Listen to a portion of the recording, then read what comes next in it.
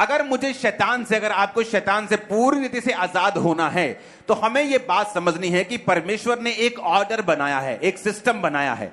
अगर मैं उस सिस्टम को फॉलो करूंगा तो शैतान के पास कोई भी अवसर नहीं होगा कि वो मेरी जिंदगी में अंदर आए, एंटर करे। मैंने आपको बताया था कि व्यक्ति इतना समझदार, इतना ज्यादा सैक्रिफाइस करने वाला बंदा, सब कुछ छोड़ दिया अपना, फाइनेंस में नीचे चला गया, सेवा करने लगा परमेश्वर की, लेकिन एक गंदी आदत थी, हर बार यीशु मसीह का वचन सुनाने वक्त उसको दूसरे परमेश्वरों का नाम लेने की उसे आदत थी।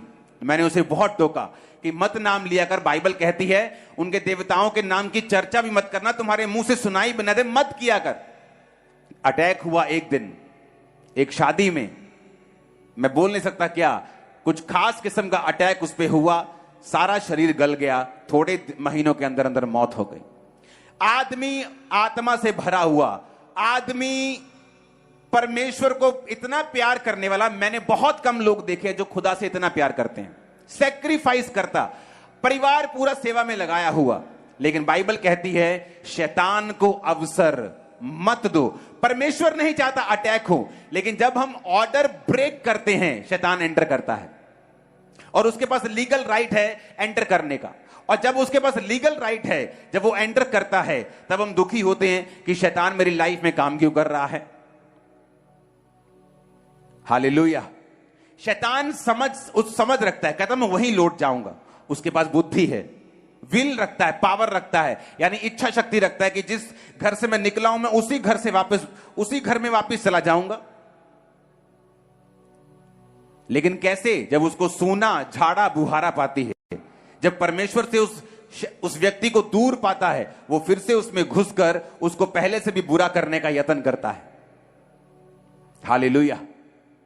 अब मुझे यह देखना है कि अगर मैं नहीं चाहता शैतान मेरी लाइफ में काम करे, तो मुझे वो सारे थर्सडे जो मैंने वचन बोले, आपको वो सारे वचन को फॉलो करना है।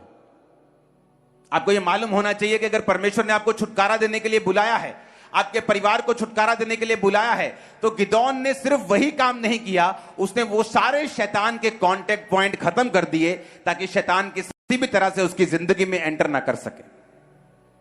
अब शैतान किस तरह से हारता है? शैतान के हारने के और भी तरीके हैं।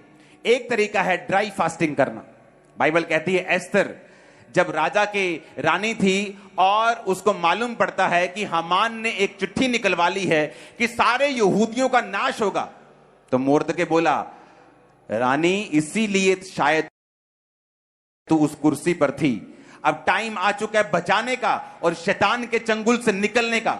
उसने कहा ठीक है, अब तुम जाओ और सब लोगों को बताओ कि 3 दिन ना तो कुछ खाएं और ना तो कुछ पिएं। ना तो कुछ क्या करना है, खाना है, ना कुछ पीना है। जब मैं मसीह में आया 2004 में, तो शैतान सिर्फ जो नशे के रूप में, बीमारी के रूप में था, वो डिप्रेशन के रूप में और बढ़ गया मेरी लाइफ में। और परमेश्वर की आत्मा ने मुझे एक रास्ता दिखाया जो सेल्फ डिलीवरेंस का था। अगर परमेश्वर आपकी लाइफ में कुछ बड़ा काम करना चाहता है, कई बार वो आपकी अगुवाई करता है, आप सेल्फ डिलीवरेंस करें, अपने आप की डिलीवरेंस आप खुद करें। किस तरह से, मैं आपको बताता हूं। हर हफ्ते 3 डे नाइट के रोजे में रखता था, एवरी वीक। 2004 और 5 की बात कर रहा हूं, 6 में नहीं, 2004 में, 2005 में।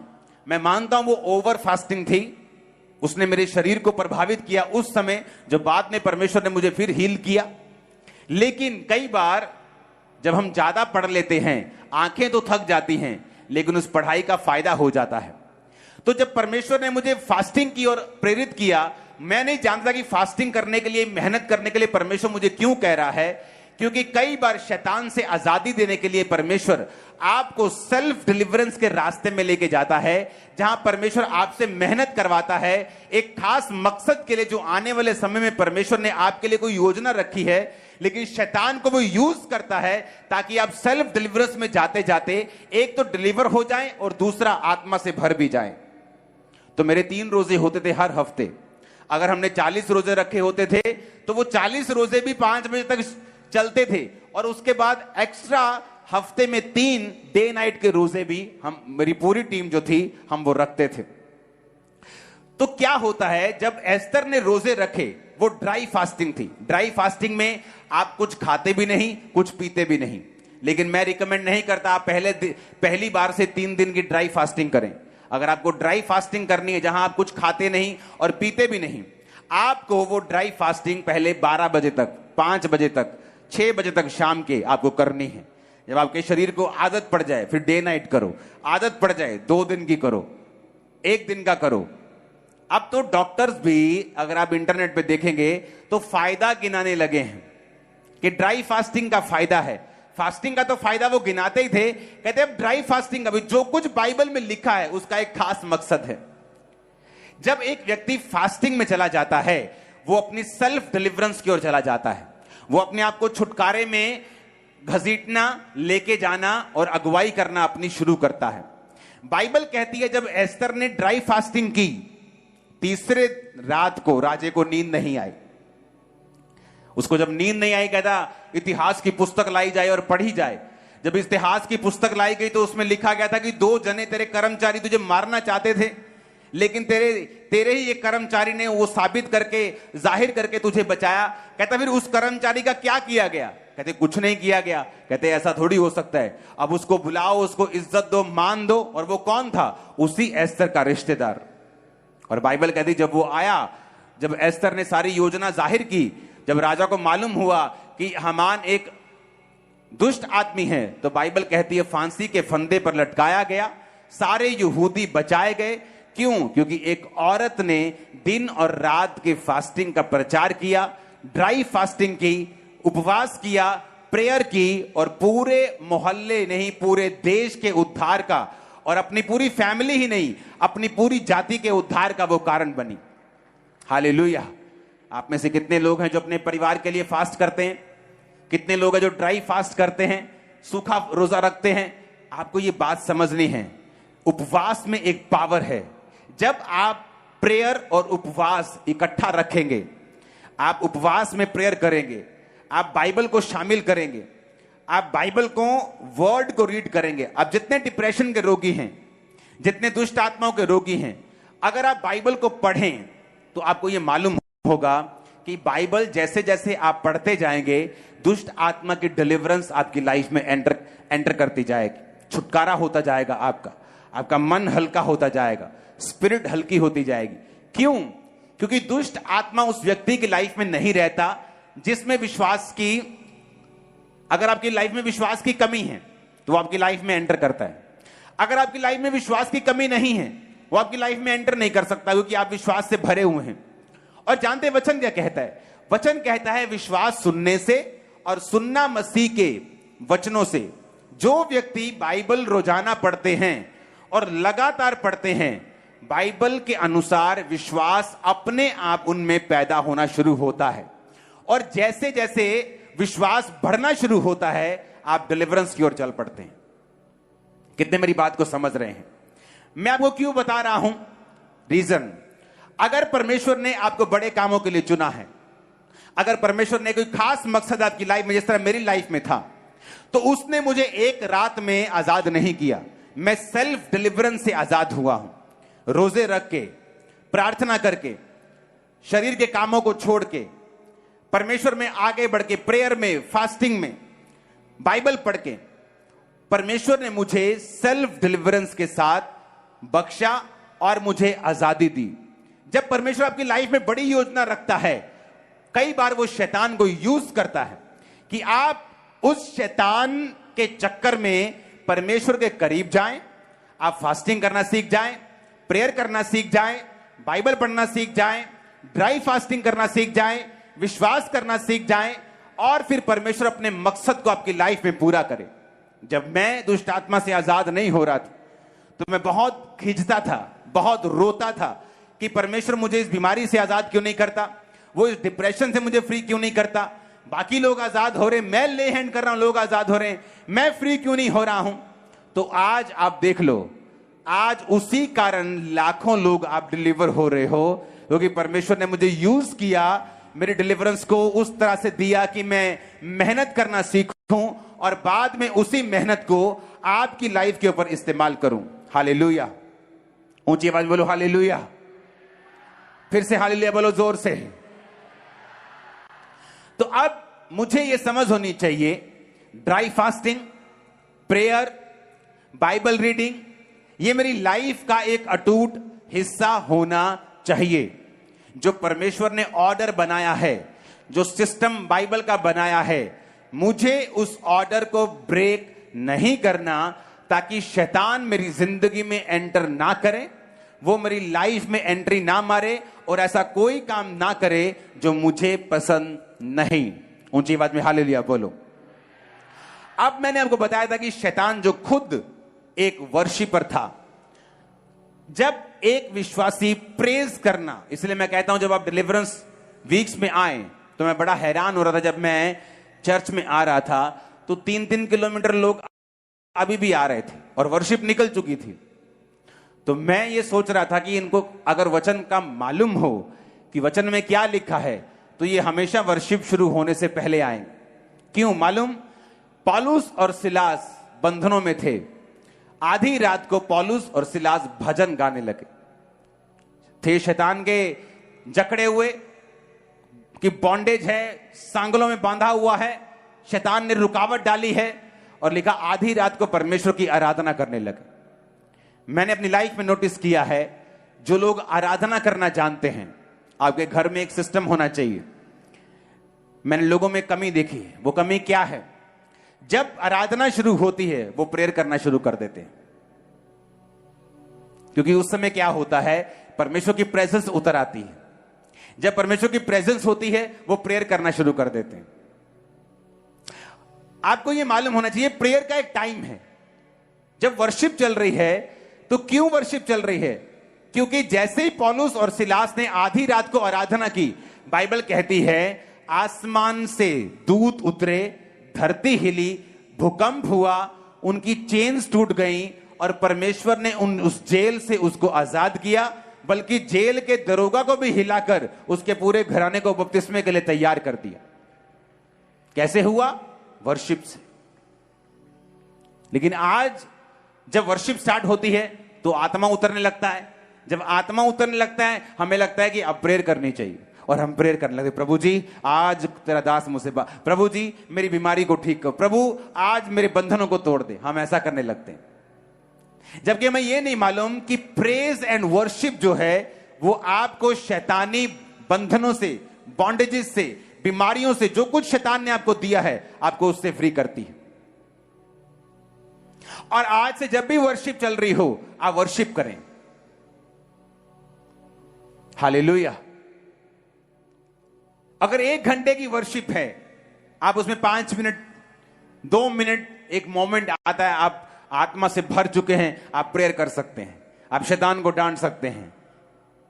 पवित्र आत्मा ने बहुत आपको उभार दिया, किसी खास जन के लिए जो बचा नहीं है, सेव नहीं है, आप उसके लिए प्रेयर कर सकते हैं। लेकिन एवरी टाइम जो वर्शिप चले आप कंटिन्यू प्रेयर में हैं, क्योंकि आपको वचन की नॉलेज नहीं है।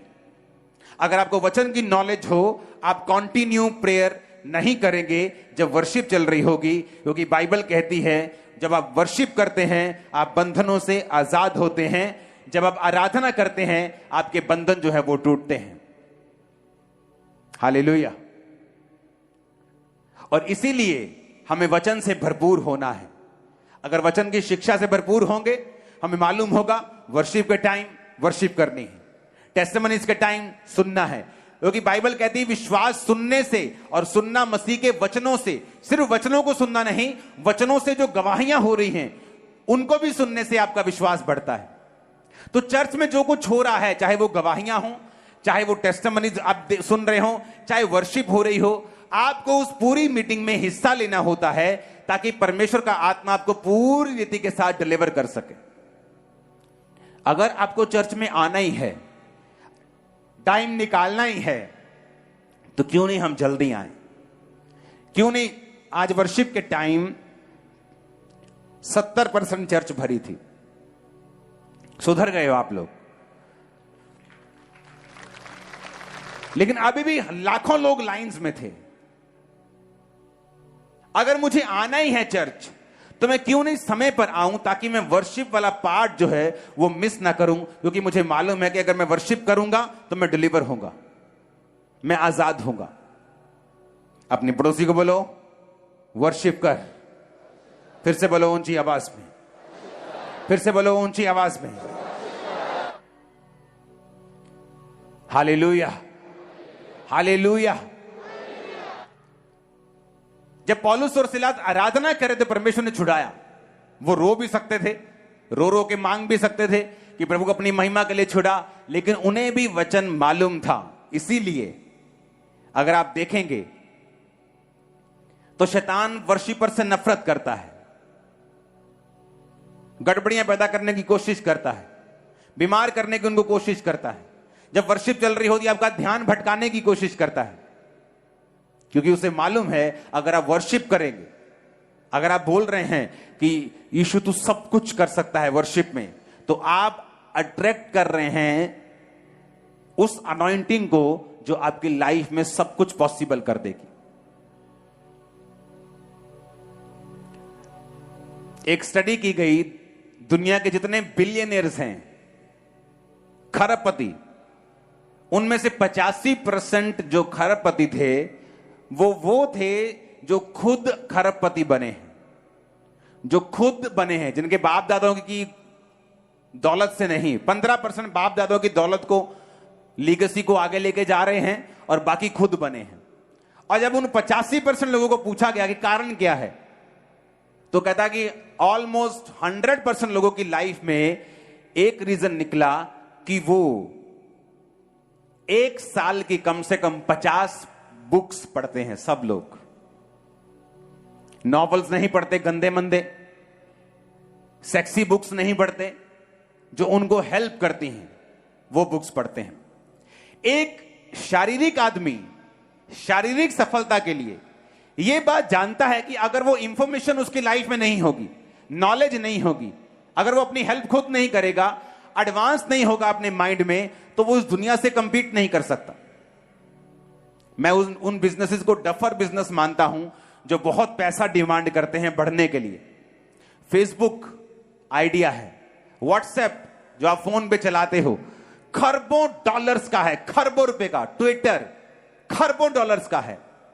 एक गेम खरबों डॉलर की हो चुकी है। बनी कितने की थी? 70-80 लाख। एक लाख से 1.5 लाख खर्चा आता है एक गेम ऐप को बनाने का। 1 लाख से 1.5 लाख डॉलर, 1 करोड़ रुपया लगा लो। लेकिन कुछ गेम्स की वैल्यू आज 10,000 करोड़ है। क्या है? एक आइडिया। फेसबुक एक आइडिया है, जीमेल ईमेल एक आइडिया है, सोशल मीडिया एक आइडिया, इंस्टाग्राम एक आइडिया है, अमेज़न जो दुनिया का सबसे कभी अमीर बन जाता है एक आइडिया है।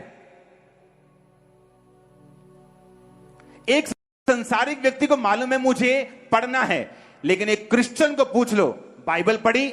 नहीं जी, मेरी वाइफ पढ़ती है, मेरी मां पढ़ती, मेरा बाप पढ़ता है, मेरे बच्चे पढ़ लेते हैं। एक संसारिक व्यक्ति बुक्स पढ़ के अपने संसारिक कामों में कामयाब हो रहा है, लेकिन एक क्रिश्चियन व्यक्ति बाइबल नहीं पढ़ रहा। पास्टर भी तब बाइबल पढ़ के आते जब उनको प्रीच करना होता है। मेरी लाइफ का ये रूल है, मैं प्रीचिंग के लिए बाइबल नहीं पढ़ता हूं। मैं जब अपने रूम में जाता हूं अपनी पर्सनल स्टडी के लिए, अपनी पर्सनल ग्रोथ के लिए मैं बाइबल पढ़ता हूं। और जब जब पर्सनल ग्रोथ के लिए आप बाइबल पढ़ेंगे, खुदा से बात करने के लिए, खुदा को जानने के लिए, उसमें बढ़ने के लिए, आप ऐसी रेवलेशंस को पाएंगे जो आपने सोची भी नहीं होगी। और जिस तरह से शारीरिक आइडिया उनके पूरे सिस्टम को बदल रहा है, एक स्पिरिचुअल आइडिया भी आपकी पूरी लाइफ को चेंज कर सकता है। आपकी फैमिली सेफ क्यों नहीं होती? क्योंकि आपको मालूम नहीं हैंडल किस तरह से करना है।